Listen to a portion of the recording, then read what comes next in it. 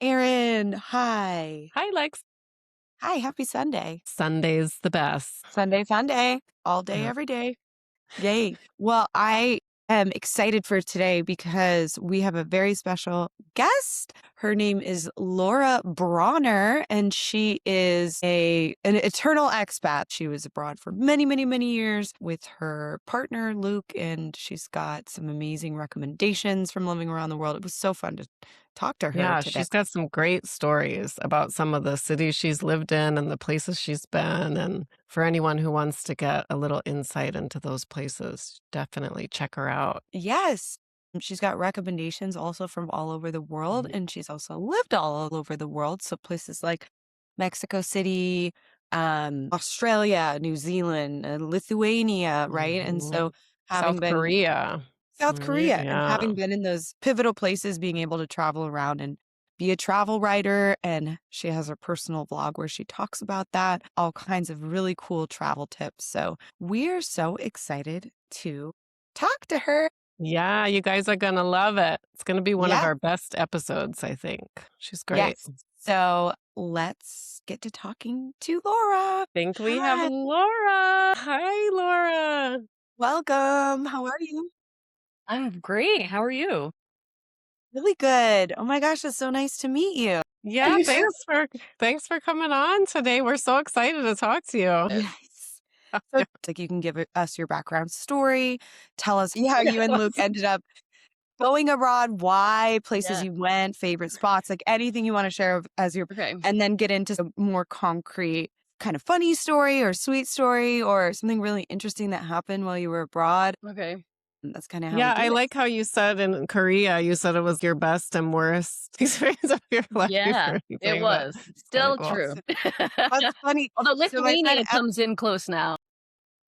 Yeah. So my friend Elliot was also in South Korea, and he was just said like number one, the weather was you had everything. Yeah. In It South doesn't Korea. even, it's funny. Like, I know that the weather was really bad in the winter, but everything else was so bad that the weather doesn't even, like, I don't even really remember that being a problem, you know? Really? Yeah. I mean, Was the it great just thing is like in Korea, they have like underfloor heating. So many times you just like lay on your floor when it's cold and it's so nice. Nice. Yeah. That's good. I Good want to to hear hear all that. about it. Okay, so give us the rundown. We Okay. want to know about you and let's hear Yeah. it. It probably starts really with when I studied abroad. That is when Luke and I met. He's from the UK.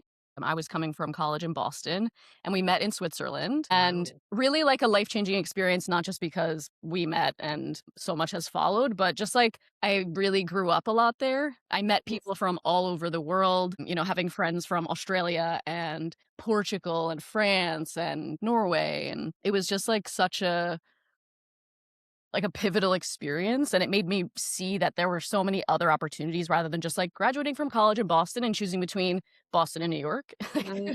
Yeah. And Laura, were you there for a year? Did you do your study abroad for a year? Was I it did it 6 for a months? semester. A semester, one Yeah. semester. Cool. So we decided to try to stay together. We went back to our respective colleges, and leading up to graduation, we decided we would take a gap year.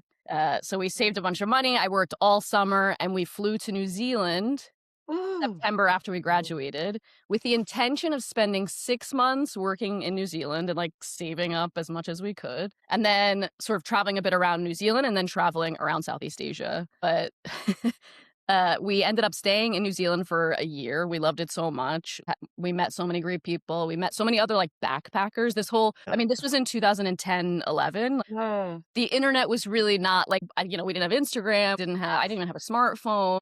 There were no blogs. There was no, like, I didn't know how many other people were doing this. And so to meet them in person and meet all of these other people, again, from all over the world who were like doing the working holiday visa and backpacking around, so many different places. It was like, wait, why would we go back? Yeah. It was funny in your video you had mentioned when you and Luke were doing long distance, and it was basically the same time me and my ex-husband were doing the same thing. Like I had to go back and graduate college, and we had Skype. Like we had like prepaid phone cards where we try to talk to each other, but the internet was still not super efficient and well connected. And I just remembered, so many blurry phone calls on Skype. We used to send each other like packages in the mail. Yeah. True. Little care packages. Yeah. So we stayed in New Zealand for a year, and then we had met so many people who had sort of done it the other way around, and they had met they had started in Australia and like had gone over to New Zealand. So we decided to do that, and we ended up falling in love with living there, and sort of thought, well, maybe we could stay here, you know? So we ended up, I did like a course that allowed me to stay for another year. So we stayed there for 2 years, kind of. and we just like ran out of visa options, right? Like it was just, yeah. there was nothing else. Like we had both studied business. It was not on the job shortage list. Like there was we weren't that particularly skilled in anything. We were 24. So, Yeah. You're just trying to have fun. So we decided that we would quit our jobs early and spend the rest of our time with our visa, like traveling around Australia. So we did some really amazing trips through like the Northern Territory, through Alice Springs and like Uluru, down the coast from Cairns all the way back down to Sydney. And then we flew home for the first time in 3 years. And did you each go back to your own countries, No, we or went did you go together? So, yeah, we went to the US and spent some time with my family. My brother had 2 kids by this point that I hadn't met. So yeah, it was overdue. Yeah. And it was really nice, but we knew it wasn't like we had the bug, you know what I mean? This was like, this is how we want to live our lives now. And we applied to a bunch of like job boards for teaching English particularly in South Korea, but we were kind of open, like maybe Japan, but Korea came through more. So many opportunities came through, and we kind of had the chance to pick. And we ended up probably after 4 or 5 months of like living with our parents, eventually like, getting over to Korea. And yeah, it was again like another sort of huge shifting experience. New Zealand and Australia are amazing places to live, but they're incredibly similar culturally to the US and the UK. Yeah. And I mean, for the most part, they speak English there, right? Like, Yeah. But Korea was just like completely Super culture shock for such you. culture shock. Yeah. Just like Nobody really speaks English. we were in like this little satellite town outside of Seoul. We lived in this huge apartment building on the 20th floor. You know, like there's just all of these little things that suddenly you're so hyper aware of when it's so different from like your own experiences, right? And it was amazing, like incredible, truly one of the best years of my life, and I grew a lot, and we knew we didn't want to be teachers after that. So another like good shit. We know the experience of teaching because Erin actually has her own English academy in Victoria. Okay. And I taught for many, many years. So we often, share kind of like battle stories about our first years teaching. Yeah. I do remember the first year I was in Guernica, so I was in the Basque Country. Beautiful. And again, like I was kind of like, oh, you're a native, like here's some books. Your classes start on Monday. And I'm like, basically freaking out the entire year. Like, what am I doing with these kids? All the language faux pas with like parent teacher conferences and like the whole 9 years. Year 1 is super stressful no matter where you are, I think. But I can imagine also with, being in Korea, not only is the language completely different, but the written language is like symbols, and it's just so different. So tell us why it was the best and worst year. Growth while being culturally sensitive. It's it's a beautiful country. It's like 70% mountains, and I love hiking, and so every chance that we could, we were hiking, and people outside of our job space, like Korean people that we met, were so excited to see us, and they were so generous with like wanting to show us their culture in any way they could. People would constantly at bars, in the street, like, at restaurants, and when we were hiking, like give us things for free and be like, please, like you need to try this. You need to sample this. We need to come this way. Like this path is better. We need you to, see the view from here. Like we want you to experience the best of our country and like go home and tell people like how much you love it. And so in that aspect, like it was such like a warm culture. It is such a warm culture, and people are so generous. But the work situation was so difficult. And I was just so young and immature and naive about workplaces in general, I think. I'd only had really 2-3 other jobs besides like the jobs I had in college and, in the summers and stuff. where most people are sort of like, you're young, we leave you alone to do your things, right? But this was very top down, very hierarchical, Yeah. very male dominant. Mm. So not only was I not Korean, but I was a woman. And this was just like, I wasn't prepared for that, for treatment. right, but also to let that be. You know, I wasn't like Yeah, you were fighting that kind of the whole year. unfairness. The Yeah. whole year. I And couldn't I accept heard that this is the culture and that this is the way that things operate here, Yes. and it's not mine to change or fix. for sure. But Yeah.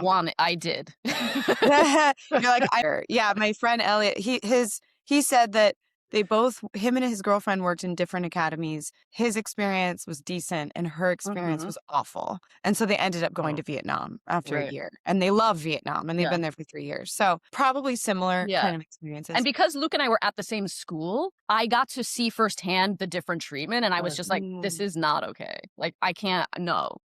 Yeah. And you Yeah. don't, there's no confrontation in this culture. Like, you do not even bring it That up. makes Never sense. mind, like, get mad about it, right? That's like a big Yeah. no-no. And I think I made a idiot of myself many times that year. And Yeah, it's hard yeah, not to to. really get Rightly better at it, so. you know? Rightly so. Yeah. Good. So out of Korea, on to the next. Yeah. We decided, so we saved up as much as we could, and we took 6 months off completely and traveled all over Asia. We went to Japan and the Philippines and Taiwan, and then we sort of overlanded Vietnam, Cambodia, Thailand, and Laos. And as you do when you're traveling full time, we became like philosophers of our own life, and we decided we were gonna, you know, finally do what we really want to do, right? We had sort of dabbled in it in Australia. Luke is a soccer coach, and I have always wanted to take my travel writing more seriously, but it just seemed too hard in Australia because the cost of living is so high, and I don't know, I just was afraid to commit completely. I felt very like much like an imposter, and it wasn't yet like blogging still hadn't really like blown up the way that it did sort of in the teens. For Korea, it did seem like there were more and more people who were making like a full-time living out of travel writing on their own websites. So Luke got a job in Mexico City, and it seemed like a really great opportunity. There were a lot of benefits that would allow us to sort of live pretty much just on his wage for like a given amount of time. And so I was kind of like, okay, right, this is the chance to start from scratch and see if I can become a travel Do writer. your project. Yeah. And so, yeah, every year we were sort of like one more year, and we stayed for 5 years. Oh, wow. And what did you think of Mexico City? Did you like it? I mean, I I've heard loved it's it. amazing. Yeah, we moved there in 2016. So it was still like just not quite on everyone's radar. And it was I think it was in 2017 or maybe the end of 2016 when the New York Times named it like one of the must-go cities or one of the best cities in the world, right? And then it's sort of like, for my benefit, because I was writing so much about Mexico City, like 2017, 2018, 2019, it blew up, right? Everybody was going there. Suddenly it was like the must-visit city in Latin America. And it was an amazing place to live. We sort of lived out in the suburbs in the northwest of the city. Yeah. And it was, you could be like in this peaceful little village, it felt like, and then depending on Chaotic. in 20 minutes, Yeah. like in the hustle and bustle of the city. That's crazy. So sounds kind of like that was the pivotal moment or chapter where your video blogs and your writing and about your travel, like your travels and things like that kind of blew up. It sounds like as people were getting interested in the city, maybe that was kind of like good timing, right? Definitely good timing. That's amazing. Tell us a little bit more about how you, saw that you were gaining momentum and your inspiration. And I know you've done multiple things. You've got a YouTube channel. Amazing. We're looking at your Instagram. But yeah, tell us some of the things you've done and how you kind of got into the rhythm then. Yeah. So I was mostly just writing about Mexico City because I was there, and I had started my website in 2016 when we moved there with the idea of it being more of a portfolio rather than specifically like a business on its own. I really wanted to write for big publications. I really wanted to like call myself like a journalist with a capital J. I did for a little while. I wrote for Lonely Planet. I wrote for a couple of other like sort of mid-sized websites, and it was amazing. But actually, like maybe this was sort of the turn of the time when like it was starting to crest and like come back down the travel writing Mm-hmm. space, I should say. It's certainly like not what it was in the 80s and Sure. 90s when like everybody Yeah. had these huge budgets and they would send everyone Yeah. across the world. And so it wasn't enough, right? It wasn't like enough to live in Mexico City, never mind like anywhere else. Mm. And so I started paying more attention to my blog. I started learning about SEO. I started a YouTube channel, and that picked up a lot of traction. And then COVID was Mm. really like the catalyst for my YouTube channel Mm. because I was still in Mexico and most people were not traveling at all. Canadians couldn't leave the country. Yeah. And so I was making like 2 videos a week of just like what it looks like here, or just like a daily video Yeah. of walking around by the beach, and people were like, of course, they were like, we miss it so much. Everybody's like armchair traveling on YouTube. And so it grew hugely and it became like a real viable part of my business. It's amazing.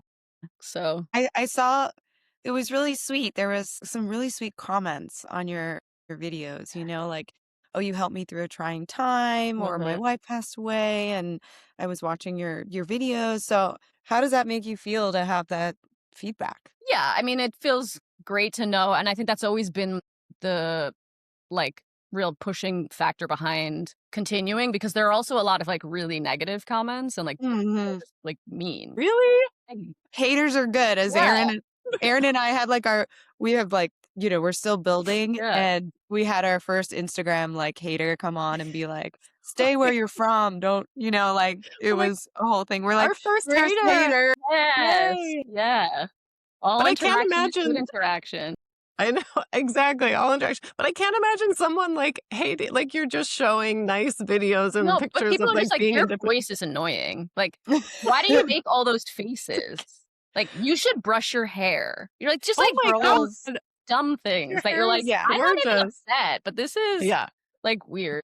There's a lot of trolls, and it's gotten wrong with exponentially people. Yeah, worse on TikTok and I'm sure. Instagram. There's just people trolling 24/7. But yeah, the positives certainly outweigh. And some of my Yes. favorite comments, especially when I was writing about Mexico, was just people being like, we go to Mexico every year and we stay on a Mm. resort, and like watching your videos or reading your guidebook or reading your website has like given us the like bravery to get off the resort and like go to a local Mhm. restaurant or like do a day trip on our own without a tour. And I feel like so a little vindicated, but like I really like so nice to know that like some of the things I'm putting out there are helping people see Mexico in a different way and really Yeah. like Yeah, experience and spread the absolutely. wealth away from these like big luxury Yes. resorts that don't need I love anyone that. And else. I think there's, especially right now, there is so much fear mongering about different destination spots or places, and especially in Mexico, which is crazy. Yeah. So I love that you've been influential in helping people travel better, well,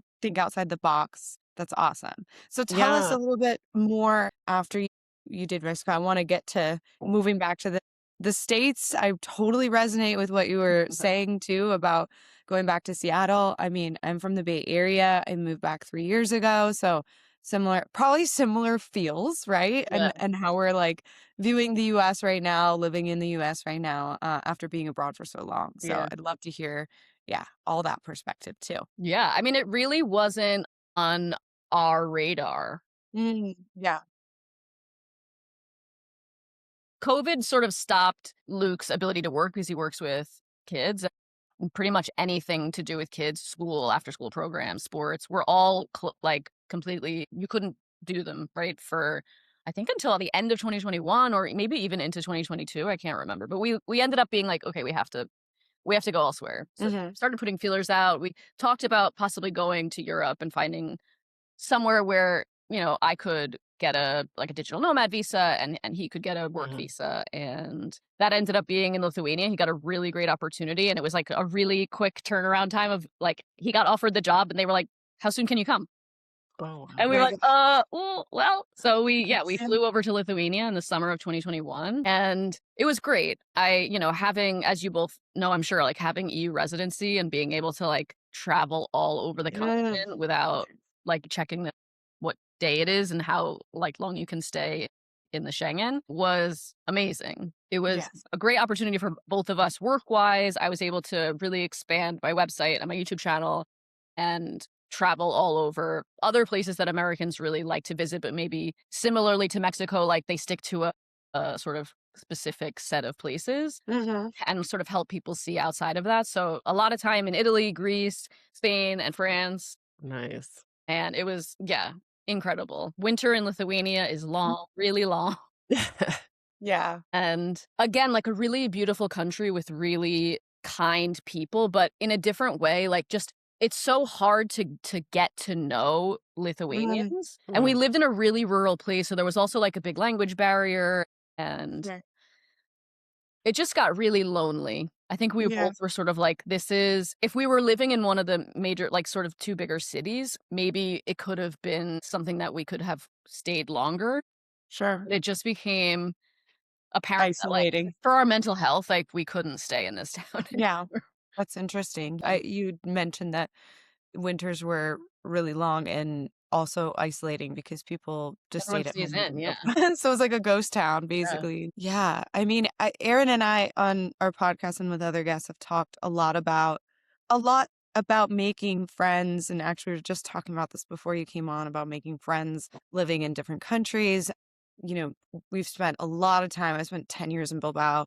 Obviously, Erin is still in Vitoria in the Basque country. So the Basques, you know, and how they are. And obviously, wonderful, wonderful people once they let you into their cuadrillas and like, you know, it takes years to get involved in their friend groups. And then I also lived in Catalonia for 5-6 years. And that was like one step up of difficulty breaking into getting to know people. And I think the image of their perspective obviously is not wanting foreigners to come in and I don't know, just disrupt the culture. Yeah. And Barcelona's also had very awful tourists go in and you know destroy things and act awfully. And there's even like it's so historical, right? Like I mean, they've been trying to protect their space for a long, long time. It's like generational. Exactly. Yeah, and also being repressed during a dictatorship, couldn't speak their language, couldn't, you know, have their celebrate their culture at all. So I think having anybody come in and influence that is like they have a huge block up. So yeah, I can imagine Lithuania would also come with some of their barriers. All the really they're in like a new country, right? From like 1983. So they're also still trying to figure out how to keep their culture strong. Of course. Yeah. You guys were there for a year? Yeah. Oh, 2 years. Sorry. Yeah. 2 years. Nice. So then the big decision was made, right? From Lithuania to Seattle. Well, so it was again sort of like, where do you want to go next? And we decided, especially after 2 years in Lithuania, that it would either be an English-speaking country or a Spanish-speaking country, right? Like somewhere where we could communicate. And somewhere where there's good job opportunities and where we can have like a level of, because despite it being a cold ex-Soviet country, like the quality of life in Lithuania is very good. And, you know, it's in the EU and there's a lot of great produce and the healthcare is good. And, you know, all these things that you get used to then because it wasn't quite like that in Mexico. So yeah, then you're like whittling it down even further to like these very small, you know, you're like 5 choices, right? And he got a job offer with a visa, which is very, as I'm sure you've both experienced too, like very difficult in the US. And so it seemed silly to turn down. And also like a really good opportunity for him to see what the US soccer scene is like and whether or not it's something that we wanted to maybe consider longer term. So yeah, I felt like I mean, I'm coming from the East Coast. Like I have been to Seattle for like a long weekend, but I have no idea what it's like to live in the Pacific Northwest. So it still had this like adventure kind of side to it where I could convince myself like I might be moving back, but I'm not like moving back. Like, I'm still exploring. I'm still traveling. It's still a different part of the world for me. But the biggest, I mean, like you saw in the video, like one of the biggest hurdles was just like getting over our egos to be like, we said for 13 years that we would never live in the US. And now we have to tell everyone who we told we would never live in the US that we're going to live in the US.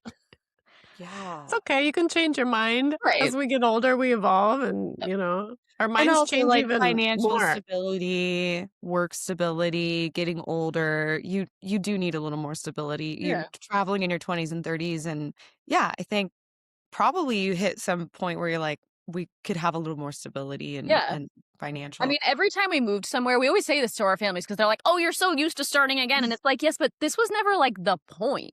Like Yeah. every time we move somewhere, we move there hoping that this is going to be like a place we want to stay. Mm-hmm. But yeah, we also have like a bad habit of when things get boring or like there's a routine, we're kind of like, should we blow this up? I love that. That's adventure at its finest. Like Yeah. you're being adventurous at its finest. So, how is your experience being in Seattle so far? It's And been, are you in Seattle yeah, Central? Or it looks like you're on the outskirts on like maybe like a little island or something? no, but I love that. No, unfortunately, not in any of the good islands. We live literally like in Fremont, like north of the lake. So Okay, yeah, pretty great. central, and it's been great. It really has been like such a soft landing back to the U.S. I think. Mm-hmm. Seattle's a really international city. It's a really open-minded, progressive place to live after Yes. living in, Europe and Mexico. Mm-hmm. I wish the weather was better mostly, but it is sunny today, so I can't Oh, complain too good. much. I think it's getting warmer everywhere. I'm in Bend and it's usually a snow town, and this year there's not a lot of snow. So I think it is getting progressively warmer Mhm. everywhere. And when Erin and I were in Bilbao, I mean, we talked about the weather. When we started there, it was cloudy. There's an expression called chidi midi, which is that it's always like kind of raining. It's just like misty and rainy. And that is an expression that the Basques use. And at the end, after 10 years and then coming back now, it's so much warmer, it's sunnier all the time. So, yeah, global warming, I guess. Yeah. But it's been really great. I can't believe how much easier it was to make friends.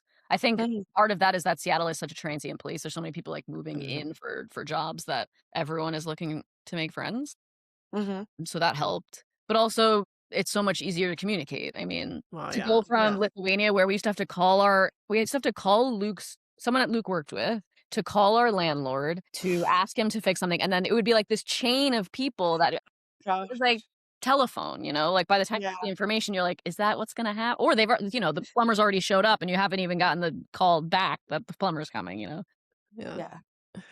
But And here how long have you been back in the States now? just over 2 years. So came back Okay, so November pretty recent. 2023. Yeah. Yeah. I think the thing that was part of, I mean, my story of moving back is obviously a little different, but I think reconnecting with Americans in a way, I know it sounds silly. I just feel so much more bonded, obviously my culture, having grown up in the States and stuff. And I was reconnected with friends in my last year in Spain, and I just miss so much that kindness. And I think a lot of people think that Americans aren't kind, but just that sense of that affinity to being American, talking to an American, those little nuances, the language, everything. I just felt a little bit more like home, being understood, not being like the outcast, and coming home and living in a place like Bend. Maybe Seattle is really similar. Everyone is so extraordinarily kind. It's not something you would experience, in different places around the world, obviously. Some places, yes, right? But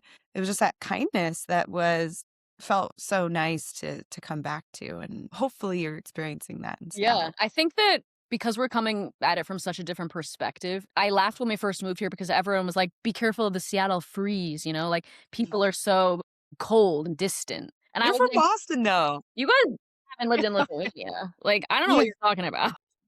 Yeah. And I feel like East Coasters probably Oh, yeah. more, I mean, Seattle and like places in Oregon, Yeah. people You go into a people coffee are shop and people are chill. like, how are you? I'm like, I'm great. Yeah. Are you okay? You're right, Portland but and Seattle, there's a lot of like those very, emotionally driven Yeah. individuals, which how is great. are you? I love that.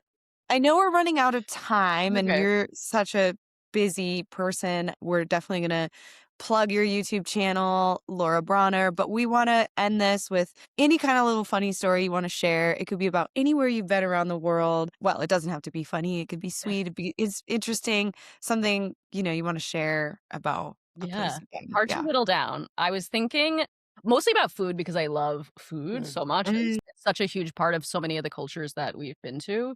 But I think one of my favorites is just before we moved to Korea, We Mm. studied the alphabet so much, right? So that we could try and read everything. Everyone had said, right, it's like outside of Seoul, you'll rarely find things like in Roman lettering. Mm. So we studied the alphabet. We studied all these words that we thought we would see at the supermarket, like apples, oranges. We were like testing each other. We had flashcards, Yeah. fish, and all these things. And our first day we got there, crazy jet lagged. Mm. Our suitcases got lost, so we had only the Oh. clothes that we wore on the airplane. No. And we went to the supermarket near where we live to try and get some groceries. We didn't recognize a single word on any of the plaques because, of course, right? You go to the supermarket and it doesn't say fish. Yeah, it says the type of fish. Right. It doesn't say Yes. apple. It says like Granny Smith. And so Yeah. we're there like, we learned all the wrong words. We studied for months.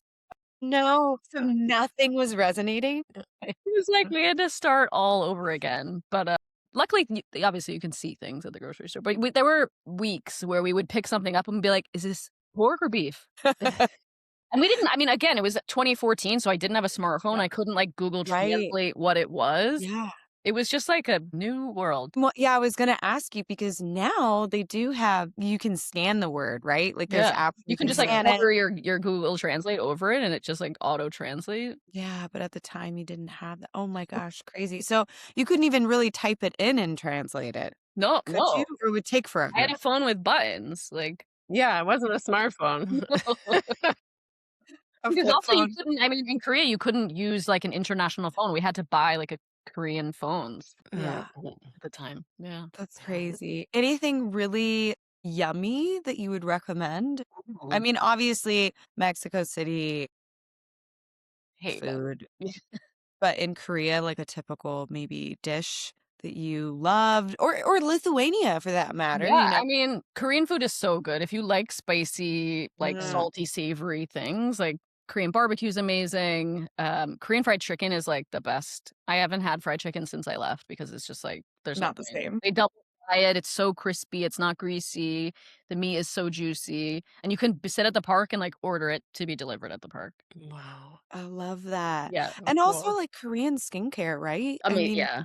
I know that's a huge movement Amazing. here now in the States, but when you were there, did you notice that that was like a big Oh thing? yeah. I mean, beauty is such a just like it is here, but like at another level in Korea, where it's Right. like the way that you look is such an important part of like how you present. Hmm. And like Yeah. Yeah. what Did you ever go to one of those spas where they do the whole 90? No, I was like, yeah, too late, too early for that, I guess. With I like guess. the hair things look so amazing, when they like have that Yeah. hydro like massage. Looks amazing. Something to go back to do and write about for us because I would love that. My sister and I talk about that all the time. Laura, we had so much fun getting to know you. We're going to plug your YouTube channel. We are going to watch more videos. We would love to have you back and I'd love to come on back. and Yeah, tell love to chat tell more. some more Yeah. stories. Yeah. Yeah. Thank you so so much so for much. joining us Yeah, today, thanks for Laura. It having me. was so great. So nice of you to Yes. share Thank some of you. your time. No We hope you have problem. an amazing day. Are You you too. Farmers Market, Pike's Market? What's it called? Pike's Market? Like, please? Pike Place. Yeah.